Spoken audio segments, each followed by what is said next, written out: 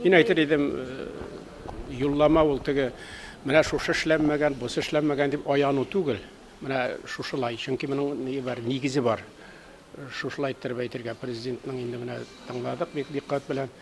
Безнең республикада хәзерге вакытта, хәзерге инде заманы үзгәргәндә, базар мөнәсәбәтләрендә күчкәндә, инде гомумән башка җәмгыятьтә яшәгәндә, шушы елларда безнең үз кыблабыз табылды. Үзебезнең менә инде шушы базар мөнәсәбәтләренә ничек күчеп, ничек иттереп аларны тормышка ашырабыз. Менә бу шаныч тудыра. Шаныч тудыра, мин әйтер идем, авыз тутырып әйтергә була. Туры карап, үз-үзеңә дә, кешеләр күзенә дә карап, халкыбыз күзенә дә карап, безнең кулыбыздан килә. Чыннан да кулыбыздан килә.